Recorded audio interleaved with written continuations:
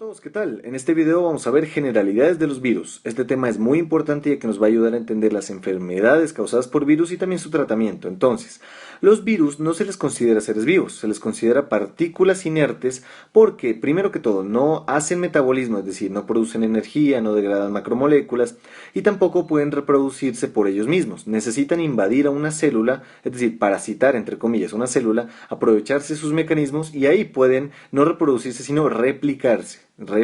Muy bien. Entonces, entender esto nos ayuda a saber que así no sean seres vivos, su procedimiento va a generar enfermedad. Es por eso que tenemos que conocerlos mejor y estudiarlos. Entonces, el virus cuenta con una estructura de, primero, un ácido nucleico que puede ser ADN o ARN, donde está todo su material genético, todo cómo producir las proteínas, y este está recubierto por una cápside proteína la unión de los dos se llamará nucleocápside, ¿sí? Ahora, los virus pueden o no tener una envoltura, es decir, hay virus con envoltura y virus sin envoltura. Esto es importante porque los virus sin envoltura son sobreviven mejor al ambiente, ¿sí? Por ejemplo, el virus de la hepatitis A, ese sobrevive mejor al ambiente y por eso puede estar en agua, contaminar el agua y dar epidemias de gente que tome esa agua. En cambio, los virus con envoltura sobreviven menos al ambiente y son dependientes del contacto de las personas y también de las secreciones.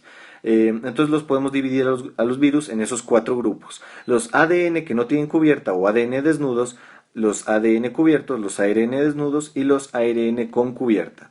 Y aquí tengo un cuadro que les puse con los principales ejemplos. Igual aquí les pongo todos los herpes virus porque son un chingo, no voy a poner a los 8, sino ya van a revisar después la familia de los virus herpes.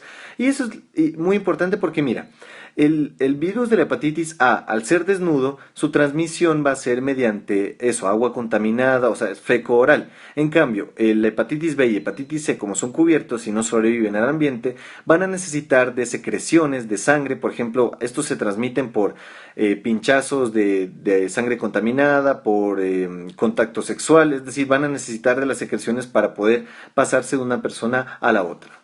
Entonces, también hay las vías de transmisión, es decir, cómo el virus va a pasar de una persona a la otra. Entonces, una forma son las gotitas respiratorias, es decir, que el virus se meta en la secreción normal y mediante un estornudo o la tos pasen en el aire hacia la otra persona. Esa es la una. La otra es la transmisión oral, como ya habíamos mencionado, la hepatitis A, tú te tomas el agua contaminada por el virus y este puede llegar por vía intestinal a la sangre y producir el ciclo vital que ya lo vamos a ver después. También hay la inoculación directa, es decir, el pinchazo, el traumatismo, la picadura de insecto, donde la piel normalmente no le deja pasar al virus, pero algo atraviesa la piel y mete al virus, que sería lo que ya dijimos, una picadura de insecto, un traumatismo que exponga los vasos o una inyección, un pinchazo incidental, por ejemplo. Otra cosa importante es la transmisión sexual.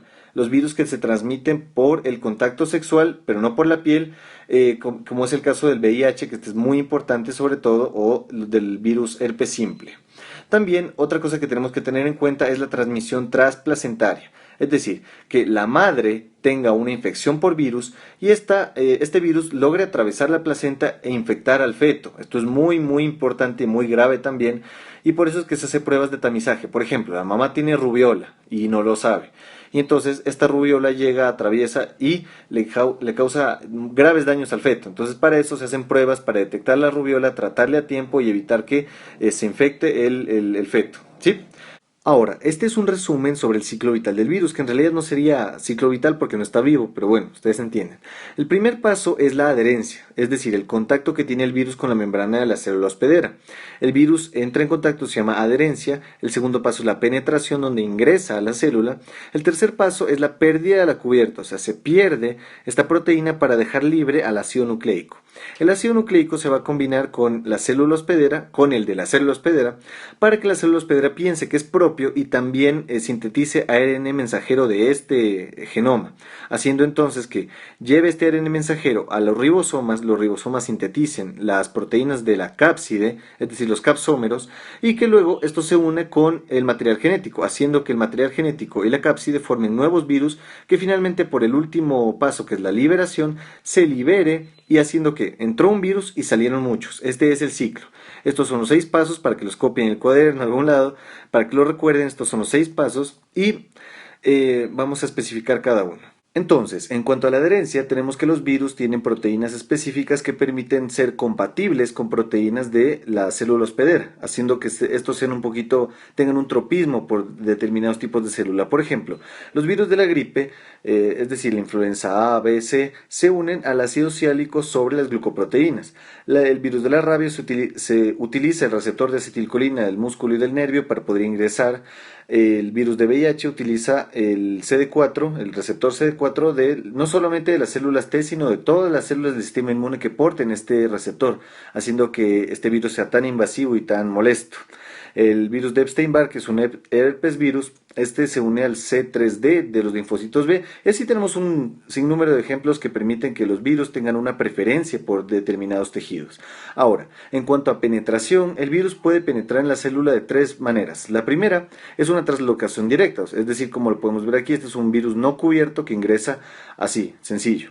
La otra es la función de las membranas. Esto aplica para todos los virus que tengan cobertura, o sea, no para los desnudos, donde como el material de la superficie es el mismo, solamente se fusiona para generar esta abertura y que la nucleocápside del virus ingrese a la célula. Y la tercera es el fagosoma, que la célula hospedera fagocita al virus con todo y cápsula, y cubrimiento, perdón, y luego este virus dentro de la célula se libera de este fagosoma y puede ser invasivo. Ahora, este es un resumen de los otros puntos. Aquí ya tenemos que la adherencia, la penetración. Después de eso, tiene que haber el tercer paso, que es la pérdida de la cubierta. Este pierde la cubierta, el material genético se riega dentro del hospedero.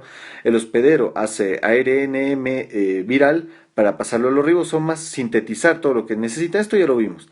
Un ensamblado donde se unen todos los capsómeros para generar las nucleocápsides, y finalmente una liberación, que la liberación puede ser por gemación, es decir, síntesis de cobertura cuando hablamos de virus cubiertos, o muerte de la célula por citólisis, o sea, es muerte de la célula en los virus que no tienen cobertura, es decir, la célula se llena tanto de virus que ya no es viable, ya no funcionan bien sus sistemas y entra en apoptosis y se muere. Ese es los pasos del ciclo, ¿sí? Ahora, tenemos que cuando hay una infección, una enfermedad por virus, hay varios tipos de infección celular. La primera es la abortiva, es decir, el virus logra entrar a la célula, pero no puede replicarse, es decir, tiene alguna falla tiene alguna mutación, tiene alguna falla genética que no le permite. La otra son las infecciones líticas. No, qué pena, aquí puse lírica, no, es lítica con T. Estas son las infecciones que matan a la célula. Les pongo un ejemplo, el virus de la polio o el virus de la gripe.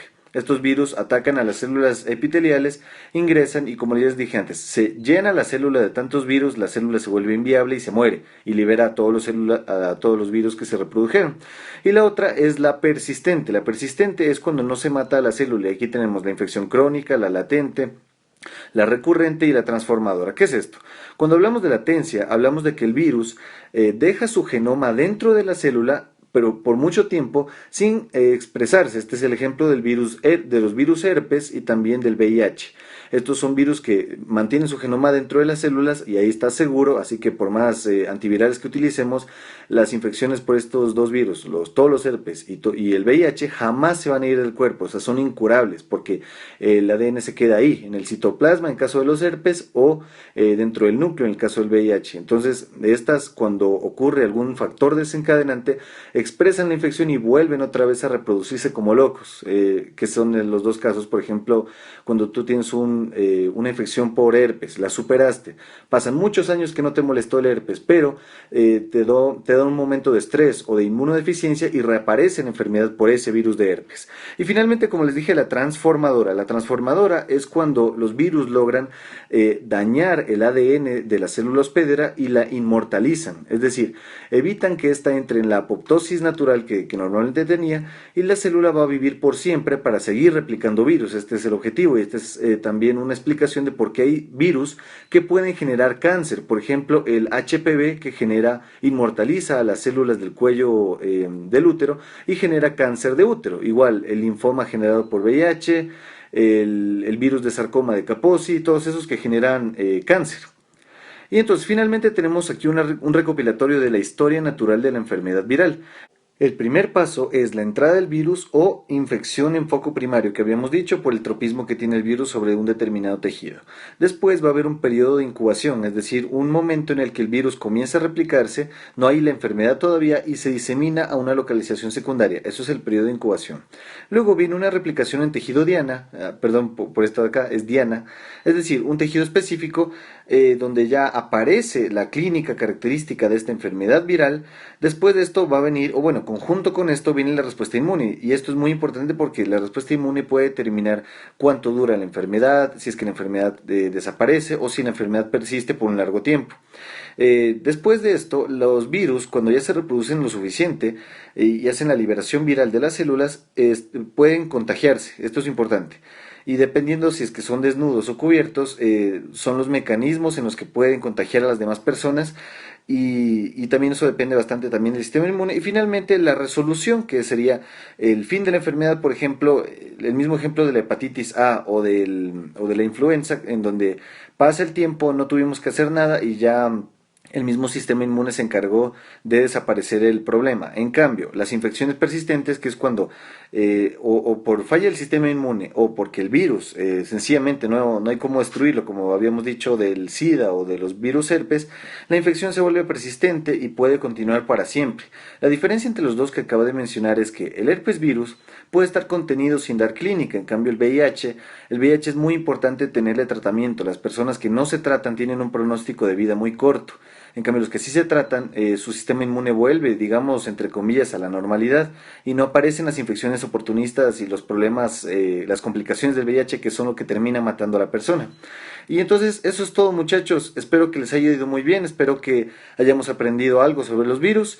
Y si tienen alguna duda, por favor, colóquenme en los comentarios. No olviden suscribirse y espero que tengan un muy buen día.